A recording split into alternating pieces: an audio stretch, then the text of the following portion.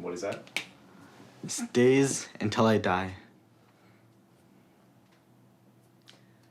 Okay, tell me a bit more. Okay. I've been interested in tech ever since I was a kid. I used to attend conferences, mainly focused on youth and getting involved.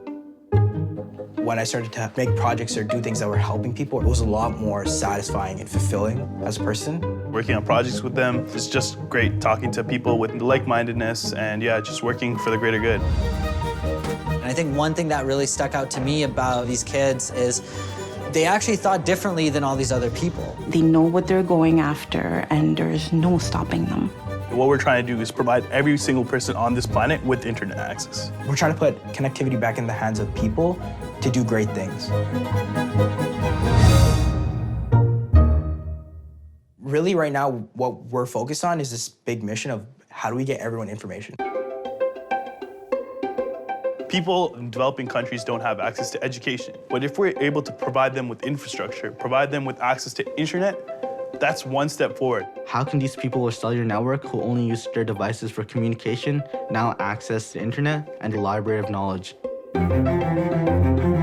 There's a couple of companies that are trying to do something similar. Like most famous examples, Elon Musk trying to put satellites in space.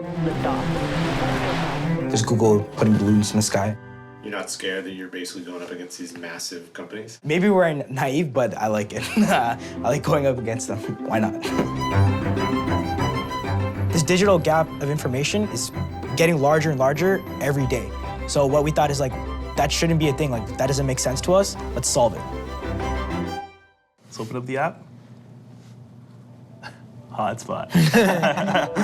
We're sending a text, and we're able to retrieve an entire web page, and all we're doing is just displaying it for you and making it easy. And someone who has texting every month but doesn't have data or anything else can now actually use this and they can access the internet. Every single search costs around a third of a cent.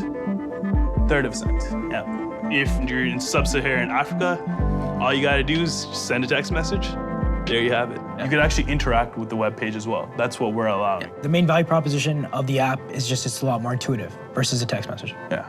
It's an amazing concept, but thinking about it, you realize that there is a need for it and how come only 18, 17-year-olds came up with it? Growing up, no one I talked to was like this. No one wanted to do anything I wanted to do. No one wanted to just sit down and like build stuff. I think with them and with other young people, if you're driven, if you're curious, find your tribe. We found each other, and I'm grateful to have found it earlier rather than later. Passion and opportunity. If more people can focus on those two areas and combining them together, I think we'll be able to get more amazing ideas and results like Hotspot. Why is it that people in like first world nations like Canada or America have all this access to information, but imagine everywhere else in the world had the same amount of access, what the world could be like at an innovation standpoint. We could be 10x where we are today. What the internet is democratized information. And that's what we should be providing to everyone in the world. So we're gonna do whatever it takes to get to there. And if that means a lot of pivots, it means a lot of pivots.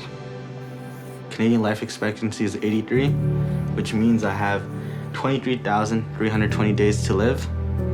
This really reminds you, do something big before you're gone.